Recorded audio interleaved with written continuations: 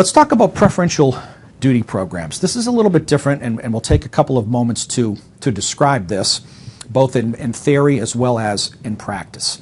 A PDP, as it's sometimes called, a preferential duty program, used by different countries, but the U.S., since the end of World War II, has been very well known for the use of these PDPs. And really what it does is allow for the importation of goods from specific countries at a lower duty rate than other countries. So the United States, based on foreign policy or trade policy, will select foreign countries and say to those countries, if you manufacture footwear and export it to the United States, it will come in at a lower duty rate than other countries that don't participate in this particular PDP. So the purpose, second bullet point, of a PDP is to promote economic development and growth in selected countries. The biggest example, last bullet point, and it's still in play today, was implemented by the United States in 1974, the Trade Act of 1974, with what was called GSP, the Generalized System of Preferences.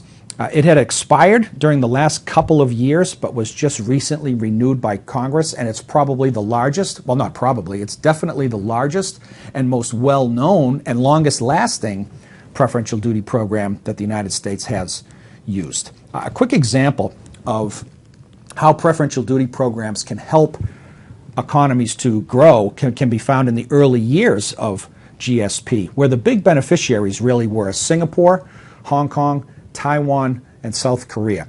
Those countries were encouraged to export from their home nations to the United States, and when goods were brought into the U.S., again, customs duties were lower than duties that will be assessed on other countries basically shipping and selling the same merchandise. And the economic development that can be seen in those four countries, Hong Kong is not a country, it's certainly part of China, but the point being that their economies grew exponentially over a period of time, and they truly benefited from the generalized system of preferences. And you could make the argument that those nations wouldn't have developed to the economic point they have today without the benefit of GSP. Here is a list of U.S., United States preferential duty programs, and I want to point out our first reference source that will be an important tool for you as you move forward in your studies of international trade. And that can be seen down in the lower right-hand corner. That's the HTS-US, the Harmonized Tariff Schedule of the United States. This is basically the rule book for identifying, classifying, placing a value upon, and determining what customs duties will have to be paid on any good you can possibly imagine being imported into the United States. We'll talk more about the HTS-US moving forward, but again, as a reference tool, the Harmonized Tariff Schedule of the United States, really an important tool. So when you look at in certain sections of the HTS-US, you'll find a list of preferential duty programs, and let's just run through them. We already talked about GSP in the first bullet point. That's 106 countries around the world that can export from their countries to buyers in the United States at a customs duty lower than other nations that aren't a part of GSP would pay. Some others, Automotive Products Trade Act, Agreement on Trade in Civil Aircraft. The fourth one is quite important and showing good progress is the African Growth and Opportunity Act, which, as the name would indicate, is a preferential duty program targeted specifically to African nations to afford them the same growth opportunities that Singapore, Taiwan, Hong Kong, and South Korea enjoyed some 40 years ago. Another one, moving down, Caribbean Basin Economic Recovery Act. That covers 18 countries, obviously, in the Caribbean. There's another one called the Agreement on Trade in Pharmaceutical Products. Some more arcane PDPs, the Uruguay Round Concessions on Intermediate Chemicals for Dyes. Products of the Freely Associated States. That's places like Palau and Micronesia. And then the last one is the U.S. Caribbean Trade Partnership Act. So, whereas you certainly won't be expected to remember all of these, to have an awareness of the type of PDPs that are out there, and these are just in the United States. There are other ones that other countries have on their own unilaterally. It's important to understand what a PDP is, what its benefits are, and what it means to what it has meant to the growth of international trade. All right, free trade agreements. This is a different ballgame from a preferential duty program.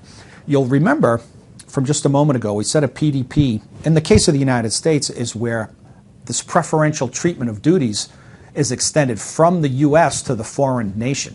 That doesn't mean that the United States has the same access for its exports into those countries. So a PDP, in essence, is a one-way trade street.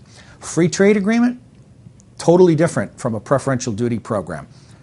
Under an FTA, you'll note in bullet point 2, 2 or more countries, it doesn't just have to be 2 countries, agree to allow mutual access to their home markets. So probably the highest profile free trade agreement that the United States has is NAFTA, the North American Free Trade Agreement, which is the U.S., Canada, and Mexico. So we, now that NAFTA is 20 years old, can export duty-free goods to Mexico and Canada and Mexico can export duty-free to the U.S.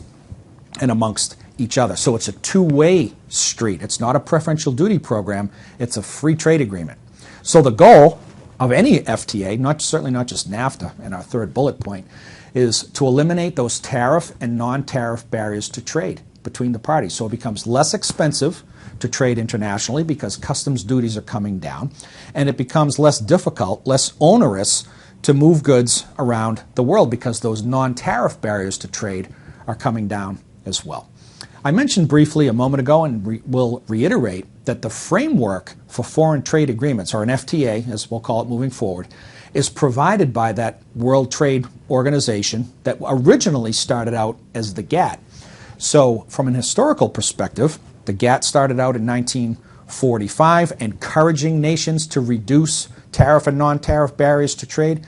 The World Trade Organization today provides the framework, not the content, but the framework, the nomenclature, if you will, for free trade agreements around the world. So that WTO is another important source, and it's WTO.org as their website. Just a great place for information and more opportunities to learn.